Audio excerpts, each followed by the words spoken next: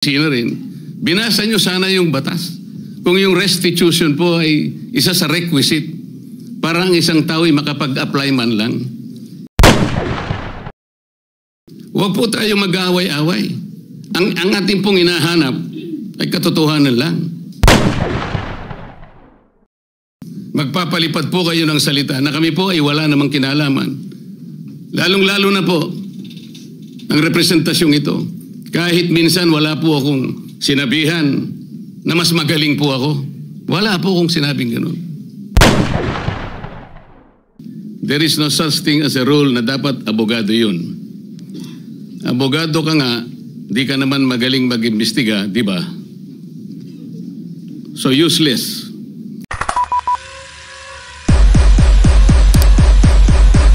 Mr. President, with the permission of the body, we made a study on the action that transpired the last 2 days on the recommitment of Bryce Hernandez dito po sa atin sa Senado. To put on record, this is how it transpired. Last week, it was requested by, of course, the House of Representatives that we detain him in the House of Representatives. Hindi po kayo pumayag. Ang sabi nyo, kung ganun po ang gusto ni Hernandez kasi ayaw niyo pong bumalik dito, ang sinabi mo, hindi pwede. Dapat neutral and safe area doon po sa PNP Custodial Center. So nagkaroon po tayo ng debate dito dahil it was our distinguished colleague Senator Marcoleta who raised the issue that why was he put in the PNP Custodial area and not to the Senate Detention Facility, which was seconded by many of the members of the minority. A debate ensued. After the debate, I asked for a minute suspension and we all suggested na sa Pasay City Jail na lang po dahil malapit po sa Senado. Pero let's not forget the fact that originally, the position of the minority was to bring him back to the Pasay City Detention. It was only I who made the recommendation during the break that we keep it in Pasay City Jail because I approached the minority and you all agreed to my recommendation. And then after we started the session once more. The motion was done by the minority, graciously done by the minority, to move him instead to the Pasay City Jail.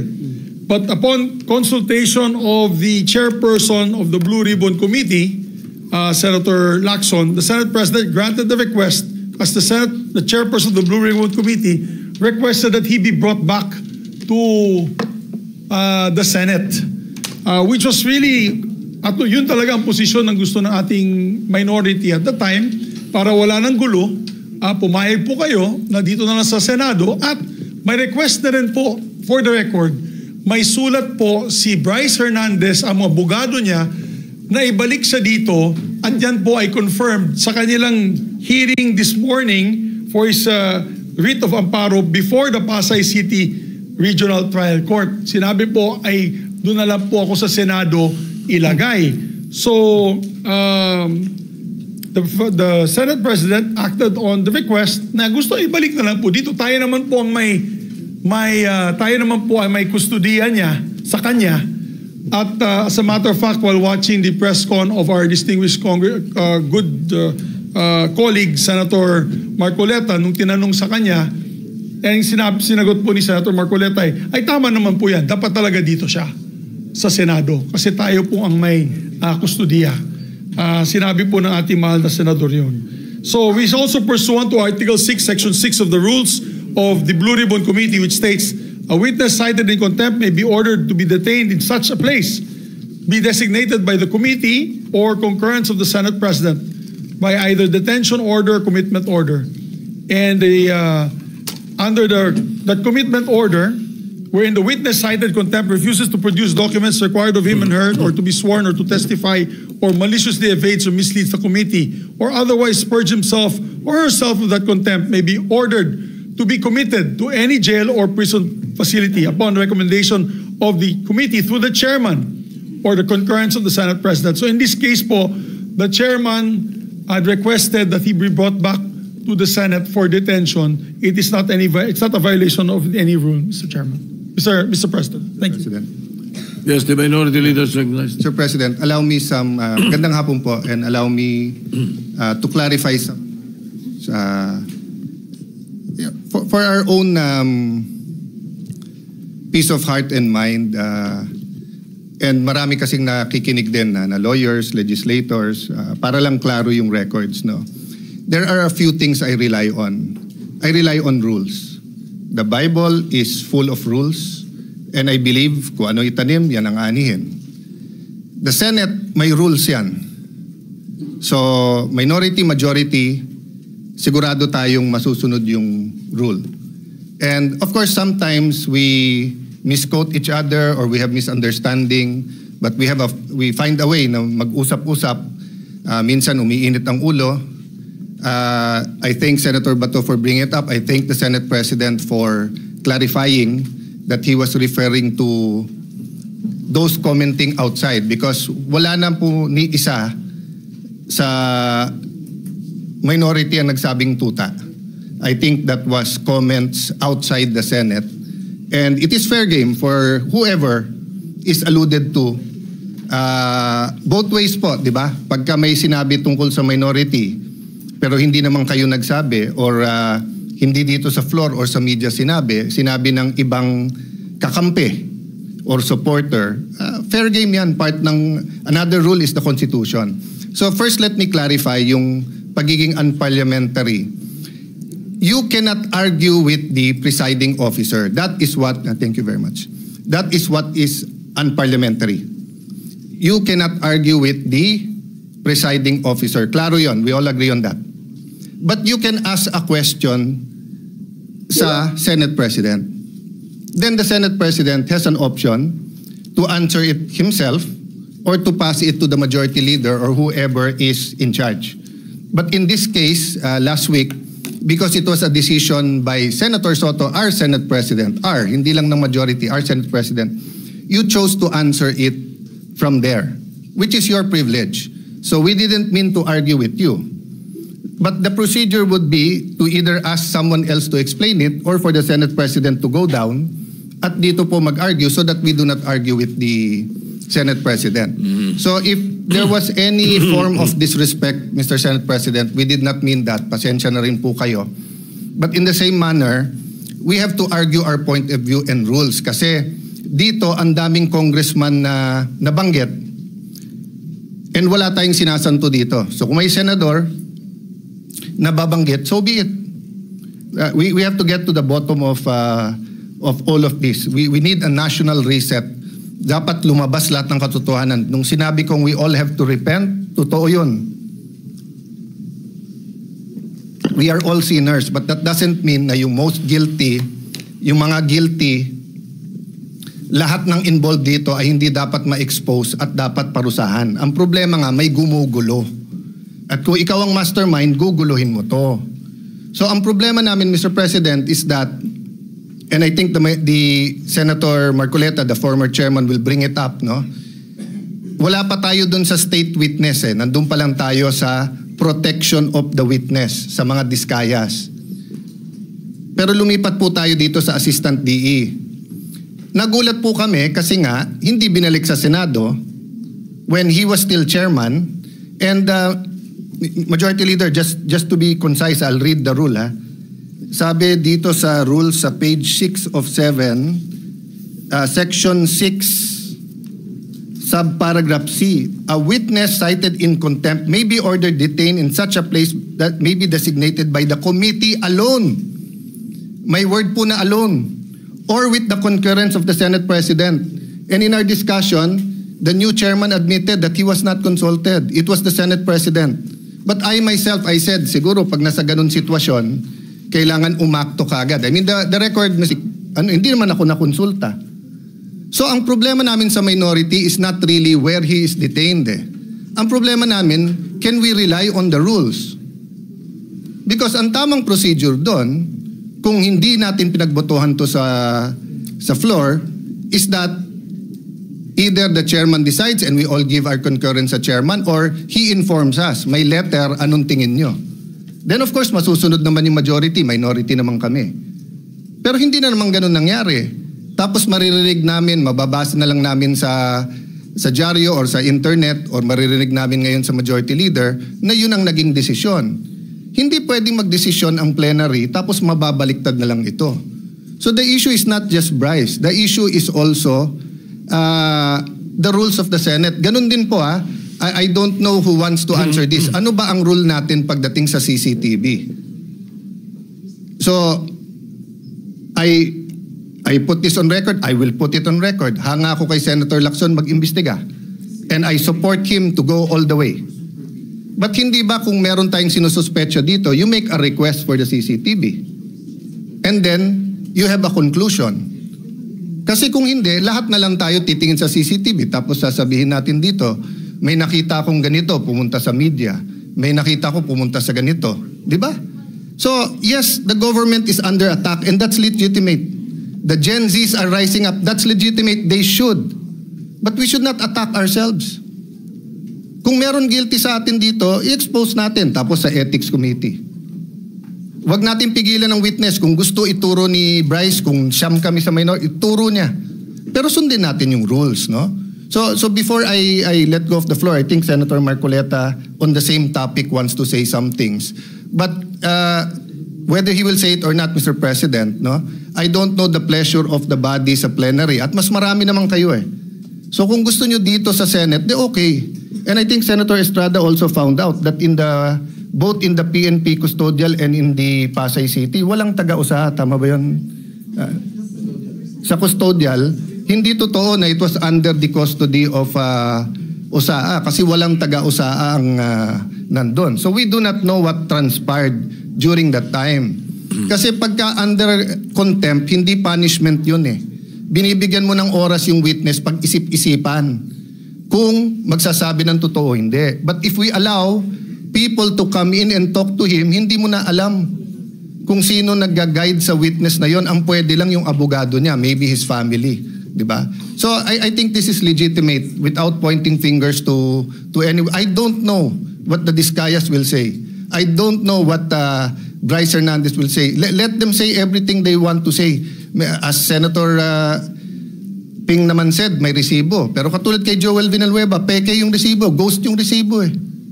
Hindi pala screenshot yun eh. Pinicturan pala ang cellphone. Ang screenshot, cellphone, sinave mo yung screen. Eto, cellphone kinunan. O sabihin mo na, sige, let's not on technicalities. Tapos tignan mo yung laman. Yung laman, member daw siya ng CA, hindi siya member ng CA doon. At tapos na. Kay Senator Jinggoy, naka-Amerikana. Minsan na nga lang mag-Amerikana yung tao eh. Nung birthday niya. Pero ang picture sinabi, birthday niya, hindi naman. So yes, may resibo. Pero may peking resibo eh. But we will address that at the right forum, Mr. President. But again, we have to follow the rules. Sabi ng Supreme Court sa case ni Vice President Sara, sa tamang paraan, sa tamang panahon. Senator Marcoleta, will you... Same issue. Same issue ba? On. Yeah, same issue. So that isang sagutan na lang, maybe I can... Mr. President, Majority Leader. yes, we'd like to recognize Senator Marcoleta, please, Mr. President. Senator Marcoleta is recognized. Mr. President, I rise on a question of privilege. There are recent unsettling statements.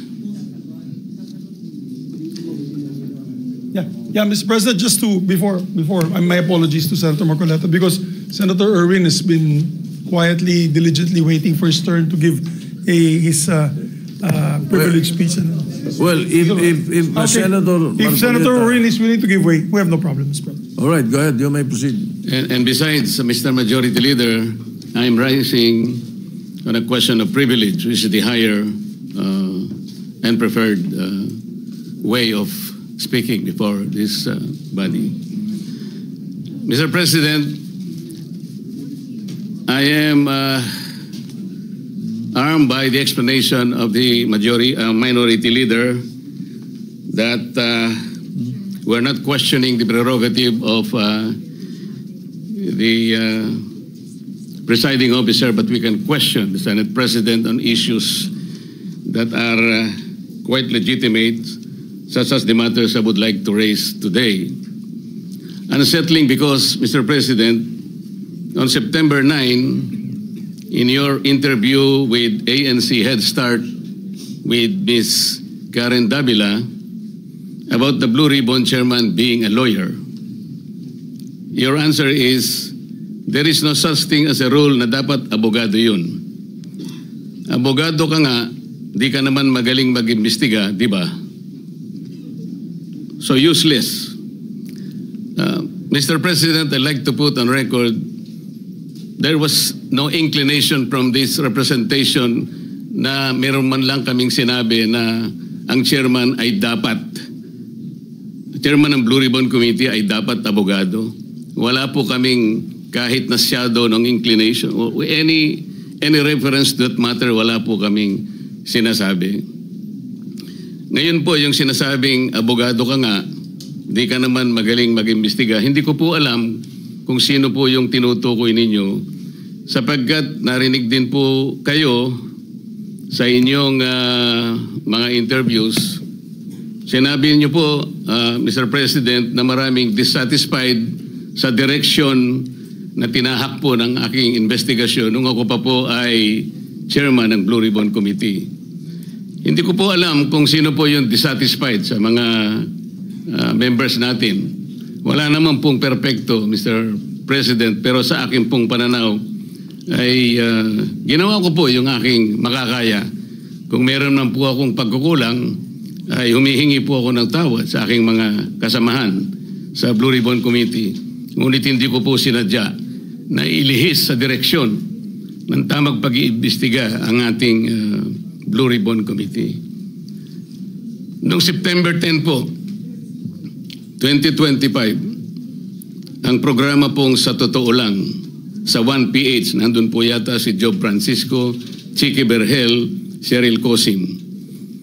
Ang sabi po ninyo, with reference to the affidavit of the Discayas, may suspetsa kami na inedit yung affidavit. Mr. President, ito po ay indirect affront to the integrity of this representation. Yung lamang pong pagsuspetsahan niyo na inedit yung affidavit, paano kayo nagsuspetsa? Ano po ang ginamit ninyong batayan at pagsususpetsahan ninyo na maring inedit yung affidavit? Ako po bilang chairman ng Blue Ribbon Committee, nagpakaingat-ingat po ako nung sila po ay sa pamamagitan ng kanilang mga taga-lapit, ay minabuti ko pong hingin sa kanila. Sumulat sila sa akin para malaman ko kung talagang meron silang kagustuhang magpahayag ng kanilang saloobin tungkol sa dinidinig natin sa Blue Ribbon. At gusto kong masatisfy ang sarili ko, Mr. President, kung totoo nga at kung bakit nila gagawin. So nakareceive po ako ng sulat sa kanila, handwritten. At nung malaman ko po na talagang galing sa kanila ang pagpapahayag na voluntaryo, sinabi ko, sige, gawin ninyo. At kinakailangan, bago nyo ibigay sa akin, notaryado na yon. At yun pong affidavit na yon, o subscribe sworn statement, Mr. President, ay naibigay sa akin, araw na po, maggagabi na po ng araw ng linggo, in a sealed envelope. At kung sinasabi po ninyo na ang SOP ay dapat na ibigay sa mga miyembro ng ating Blue Ribbon, wala na pong pagkakataon sapagkat sa umaga po alas 9 ay magsisimula na po ang Blue Ribbon Committee. Noong September 14 po sa Twitter ninyo, meron po kayong binanggit at ito po ang nakasulat. Very devious. Wala pang hearing ang Blue Ribbon ni Ping Lacson. Gusto ng ilang magpalitan agad. What are they so afraid of? Bakit minamadali WPP agad ito? Ano bang nangyari? Malalaman natin sa Blue Ribbon kay Senator Lacson, meron siyang investigasyon ginagawa tungkol dyan. Ano po ba yung pinanggalingan ng mga salitang yun, Sir President? Sino po yung natatakot? Sino po yung nagmamadali? kung ang inyo pong tinutukoy ay yung aking sulat para irekomenda na mag-apply sa Witness Protection Program ang mag-asawang Diskaya, yun po inaayon sa batas, Mr. President. Ito po ay naayon sa Section 4, Republic Act 6981. Ito po yung Witness Protection Act. Ang sinasabi po doon, in case of legislative investigations in aid of legislation, a witness with his express consent may be admitted into the program upon the recommendation of the Legislative Committee where his testimony is needed when in its judgment there is pressing necessity therefore, provided that such recommendation is approved by the President of the Senate. Ang committee po ay nagpasya, Mr. President, kasi hiniling po nung Diskaya sa kanilang sworn statement na meron tangka sa kanilang buhay, sa kanilang seguridad, ang kanilang pamilya at kanilang mga anak. Kung kami po ay nagmamadali, yun po kasi ang sinasabi ng batas. Para makapag-apply po siya na sa Witness Protection Program, ang chairman po ng committee sa pagsang-ayon ng kanyang mga miyembro, kailangan po kami gumawa ng sulat sa Secretary of Justice. Ayun nga po, ipinrepair namin kaagad. Hindi nga lamang po napirmahan ng pumalit na Senate President sapagkat nagpaliwanag siya, nalaman pala niya na meron palang press con ang ating Department of Justice Secretary na doon sinabi niya, hindi raw siya magbibigay ng witness protection sapagkat kinakailangan muna ang ibalik ng mga Diskaya anumang pera ang kanilang nakuha sapagkat hindi kanila yon. Sa makatid, ang policy daw ng Department of Justice ay ibalik muna yung pera bago aksyonan ang kanyang aplikasyon sa Witness Protection Program. Mr. President, ako po'y nalulungkot. Maski sa aking press con kanina sinabi ko kung bakit ganun ang sinabi ng Secretary of Justice. Wala po sa tuntunin yun eh. Kung babasahin lamang po niya ang Section 3 at Section 10 ng Republic Act 6981, wala pong binabanggit doon na restitution, yung pagsusuli. Nag-uumpisa lang po sa pagsusuri, sa pag-iimbestiga ang komite. Meron na po bang halaga na dapat isuli? Na-determine na po ba yun? Meron na po bang ruling na kung ano kung sino at gaano ang isusuli ng kung sino man ang may kasalanan? Meron na po bang ganun? Wala po eh. Prospective lang pong mag-a-apply eh. Nasa sections 3 and 10 ang mga requisites kung ano-ano po yun. Mga 10 requisites po yun. Yung restitution, wala po ron eh. Kaya po ako'y nalulungkot kung bakit po binanggit yun ng Secretary of Justice. Samantalang noong pong linggo, bago magkaroon ng hearing noong September 8, nagkausap pa kami at binigyan pa niya ako ng kasiguruhan na sige, ibigay mo na sa kanila ang pangangako na mabibigyan natin sila ng immunity sapagkat tayo naman ay magka-partner sa kagustuhan natin, pati yung Witness Protection Program ay ating maipasakagad. So yung pagbibigay po niya sa akin ng garantiya, kasama na po yung kanyang USEC. Yan ang nagbigay sa akin ng lakas na loob. Kaya ako'y sumulat kagad. Hindi ko alam na babaligtarin ako ng Department of Justice. Ngayon po, Mr. President, yun po ang ginamit ninyong dahilan kung bakit hindi nyo pinirmahan. Sana man lang po ay napakarami naman ninyong mga abogado sa inyong opisina rin. Binasa nyo sana yung batas. Kung yung restitution po ay isa sa requisite para ang isang tao ay makapag-apply man lang. Yun po kasi yung prinsipyo ng batas eh. Bago siya gumawa ng isang marahas na kapasyahan, alam niyang mag-aalanganin ang buhay niya. Magsasabi siya nung inaakala niyang maaring makapaglagay sa panganib ng kanyang buhay, kailangan nga bigyan natin din siya ng protection. Yun po yung batas eh. Hindi ko nga po alam kung bakit sasabihin ninyo, bakit may pagmamadali? Dito pa nga po, Dito pa nga po sa sinabi ninyo noong September 13, Mr. President. Ang reading ko, sabi po nyo, camouflage lang yun eh. To put me and the leadership of the Senate under the gun. Kunwari, merong naiinis sila.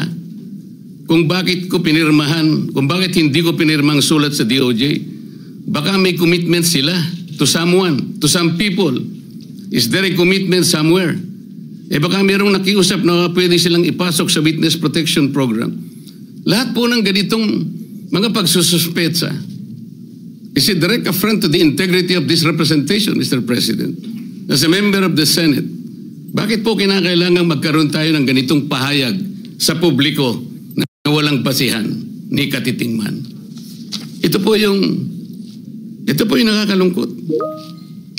Noong September 10, sa bilyonaryo interview with Ms. Corina Sanchez, ang tanong po ni Ms. Corina, Bryce Hernandez natatakot daw po siyang bumalik sa Senado.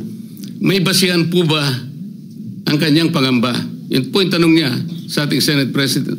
Ang sagot po ng ating Senate President, sabi niya sa House. Makatwid, parang kinonfirm niya. Ang nangyari, yung mga congressmen nag-request na kung pwede daw, huwag ibalik sa Senate dahil meron daw siyang binabanggit na mga senador. So ang ginawa naman ng mga congressmen, nakiusap kay Speaker, si Speaker tinanong sa akin, dahil ang sinasabi raw kung pwede mo nang i-retain. Sabi ko, hindi pwede dahil sa legal custody namin yan eh. Dahil merong contempt dyan sa Senado. Eh nakikiusap sila kung pwede na wag sa Senate mismo, hindi naman i-retain sa House. Ang umandar sa akin, siyempre, yung tinatawag na parliamentary courtesy. Kasi meron silang nakakontempt doon, yung si Mendoza, gusto rin naman namin kunin yun. Alam ko later, iimbitehan namin yun. So ang nangyayari po, Mr. President, kaya ba dinidiscredit, kaya ba pinagsususpetsahan yung Diskaya sworn affidavit sapagkat may binanggit siyang 17 congressmen? Yun po ba ang dahilan? Bakit naman po nung yung Hernandez ay nag-testify sa House, bakit kagyat nating pinakinggan naman ang kanyang katwiran? Dahil may binanggit naman siya, di umano, na may kasalanan na dalawang kasama natin dito. At saka siya nagsabi na, huwag niyo na akong ibalik doon sapagkat manganganib ang buhay ko. Ang maliwanag po dito, pagka ang nagsasalita si Bryce Hernandez, parang merong kagad pagpapatibay. Parang pinaniwalaan na natin na maaaring manganganib ang buhay niya sapagkat meron siyang binanggit na dalawang kasama natin. Paano yung buhay ng Diskaya na inimbitahan nila doon? Na binigyan na, bigla na lang nating, wala man lang tayong aksyon. Samantalang 17 congressmen ang binanggit niya. Hindi niyo ba naisip, manganganib din ang buhay niya? Pero walang nagsalita dito sa atin. Yun po yung aking nakikita eh. Huwag po tayo mag-away-away. Ang ating pong hinahanap ay katotohanan lang. Pero kung ganito po ang gagawin natin, manggagaling po sa ating Senate President, magpapalipad po kayo ng salita na kami po ay wala namang kinalaman. Lalong-lalo na po ang representasyong ito. Kahit minsan wala po akong sinabihan na mas magaling po ako. Wala po akong sinabing gano'n. Ang sinabi ko lang, ang pagkakaiba po ng investigasyon ng Senate Blue Ribbon Committee is in aid of legislation. Kung ang direksyon ko pong yun ay mali para sa inyo, nasa sa inyo na po yun. Pero yun po ang nalalaman ko.